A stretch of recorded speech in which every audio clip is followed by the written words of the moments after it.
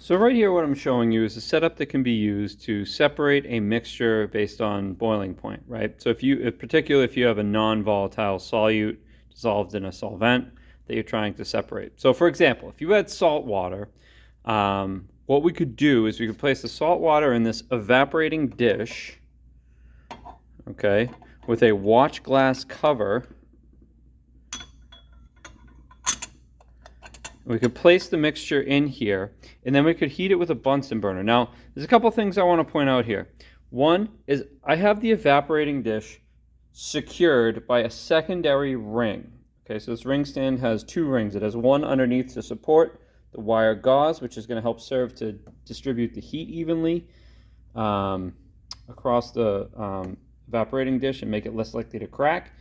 And then I have a secondary one which is going to support it so it doesn't tip over very easily. Now, one of the features I want to point out about the evaporating dish and watch glass is there's a spout on the evaporating dish. And what that's going to do is it's going to enable the vapor that gets generated when you're heating it to escape, and you don't get any buildup of pressure. But the watch glass is also going to serve to protect you from any splatter, because once the solution gets really concentrated, what's going to happen is you're going to start to get splattering. So it'll help trap the solid and evaporate the liquid. So yes. And also, something that's important to note is that you can adjust the flame on the Bunsen burner to change the heating. You want the flame on the Bunsen burner to hit like right here, directly underneath the evaporating dish. But anyway, it's just another way to separate mixtures based on their boiling points, particularly when you have a non-volatile solute and a volatile solvent.